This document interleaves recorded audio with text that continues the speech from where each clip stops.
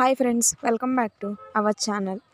ఎవరైతే MBA, M Com after degree complete అయిపోయిన తర్వాత పోస్ట్ గ్రాడ్యుయేట్ చేద్దామని అనుకుంటున్నారో చాలామంది కన్ఫ్యూజ్ అవుతారనమాట. ఎంబీఏ చేయాలా, ఎంకామ్ చేయాలా, విచ్ వన్ ఈజ్ బెటర్ అని చాలా కన్ఫ్యూజన్లో ఉంటారనమాట. నేను ఈ వీడియోలో మీకు క్లారిటీ అనేది ఇచ్చేస్తానమాట.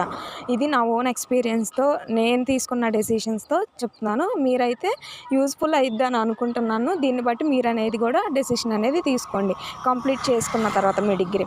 ఇంకా వీడియోలోకి వెళ్ళిపోదాం. ముందుగా మన ఛానల్ని లైక్ చేయండి, షేర్ చేయండి, సబ్స్క్రైబ్ చేసుకోవడం మాత్రం మర్చిపోవద్దు. ఏమైనా డౌట్స్ ఉన్నా కామెంట్ చేయండి, తప్పకుండా మీకు అనేది హెల్ప్ అనేది చేస్తానన్నమాట. ఎంబీఏ, అసలు ఎంబీఏ ఎందుకు చేస్తారు? ఎంబీఏ అంటే మేనేజ్మెంట్, బిజినెస్ మేనేజ్మెంట్ అంట. అది ఒక ప్రొఫెషనల్ కోర్స్ అనమాట. ప్రొఫెషనల్ కోర్సు చేస్తే ఫస్ట్ మనం ఏపీ వాళ్ళు, తెలంగాణ వాళ్ళైనా ఐసెట్ ఎగ్జామ్ అనేది క్వాలిఫై అయ్యి ఉండాలన్నమాట. ఐసెట్ ఎగ్జామ్ అనేది రాయాలి. అలాగే ఎంకామ్ చేసేవాళ్ళు అది PG course, post graduate course. MBA కూడా పోస్ట్ గ్రాడ్యుయేట్ కోర్సే. ఎంట్రన్స్ టెస్ట్ రాయాలంటే పీజీ సెట్ అనేది పాస్ అయ్యి ఉండాలన్నమాట. ఈ రెండు ఎంట్రన్స్ టెస్ట్లతో మనం పోస్ట్ గ్రాడ్యుయేట్ చేయడానికి అవకాశం అనేది ఉంటుంది, ఫస్ట్ థింగ్. అలాగే సెకండ్ థింగ్ ఏంటంటే, ఎంబీఏ చేస్తే హెచ్ఆర్గా, ఫినాన్స్ మేనేజర్స్గా, ఆపరేషన్ మేనేజర్స్గా అనేవాళ్ళు వెళ్తారనమాట కంపెనీస్లోకి. అలా ఎక్కువగా స్కోప్ ప్రొఫెషనల్గా అంటే హెచ్ఆర్ మేనేజర్స్ ప్రొఫెషనల్గా ఈ కోర్స్ అనేది చేస్తారనమాట. కానీ ఎంకామ్ ఏంటి అంటే నీకు విత్ గవర్నమెంట్ ఎగ్జామ్స్ కూడా మీకు అసిస్టెంట్ ప్రొఫెసర్స్గా యూనివర్సిటీస్లో కానీ జేఎల్గా, డిఎల్గా ఇలా కూడా మీకు ఎంకామ్ అనేది చాలా యూజ్ అవుతుంది అనమాట. ఎంబీఏ చేస్తే అది పీజీ కింద కన్సిడర్ చేయరు గవర్నమెంట్ ఎగ్జామ్స్కి. జేఎల్, డిఎల్ అలాగే అసిస్టెంట్ ప్రొఫెసర్స్గా యూనివర్సిటీస్లో చేస్తారో అది ఎంబీఏ అనేది కన్సిడర్ చేయరనమాట. ఎంకామ్ చేస్తే మీకు గవర్నమెంట్ పోస్టులు పడ్డా కానీ గవర్నమెంట్లో జాయిన్ అవ్వడానికి కూడా చాలా స్కోప్ ఉంటుంది అనమాట. ఈ విషయం నేను ఎంబీఏలో జాయిన్ అయిన తర్వాత ఈ విషయం అనేది తెలిసింది. సో నేను ఇక్కడ ఎంబీఏ జాయిన్ అయిన తర్వాత నేను డిస్టెన్స్లో ఎంకామ్ అనేది చేసుకుంటున్నాను అనమాట.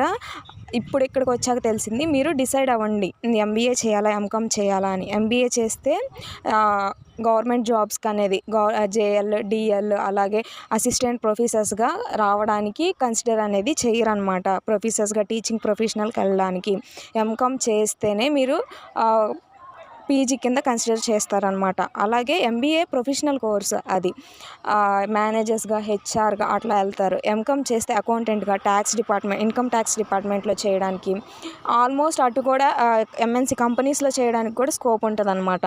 నేను అర్థమైంది అనుకుంటున్నాను. దీన్ని బట్టి మీరు అనేది డెసిషన్ అనేది తీసుకోండి. చాలామంది ఏది చేయాలా అని కన్ఫ్యూజన్లో ఉంటారనమాట. ఈ వీడియో నేనేమైతే ఫేస్ చేశానో మీరు ఫేస్ చేయకూడదని ముందే మీకు ఒక వీడియో అనేది నేను చెప్తున్నాను అనమాట.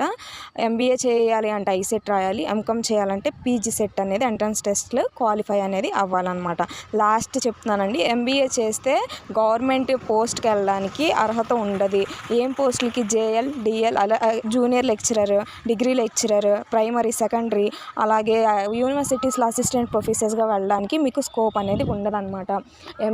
ఎంకామ్ చేస్తేనే మీకు ఆ స్కోప్ అనేది ఉంటుంది. ఒకవేళ మీరు ఎంబీఏ చేస్తూ మీకు ఎంబీఏ చేయాలి అని ఉంటే మీ గోలు, డిస్టెన్స్లో ఎంకామ్ అనేది చేసుకోండి. ఎంకామ్ చేస్తే రెగ్యులర్గా ఎంబీఏ డిస్టెన్స్లో చేయడానికి స్కోప్ తక్కువగా ఉంటుంది అనమాట. మీరు దీన్ని బట్టి, ఈ వీడియోని బట్టి మీరు ఆ డెసిషన్ అనేది తీసుకోండి. హోప్ యూ గైస్ ఈ వీడియో మీకు యూస్ఫుల్ అనుకుంటున్నాను. మన ఛానల్ని లైక్ చేయండి, సబ్స్క్రైబ్ చేసుకోండి.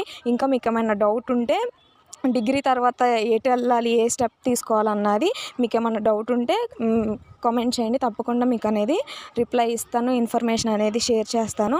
ఆఫ్టర్ ఎంబీఏ, ఎంకామ్ చేసిన తర్వాత ఏం చేయాలో కూడా ఫర్దర్ వీడియోస్లో అనేది నేను అప్లోడ్ చేస్తాను అనమాట. Thank you guys for watching this video.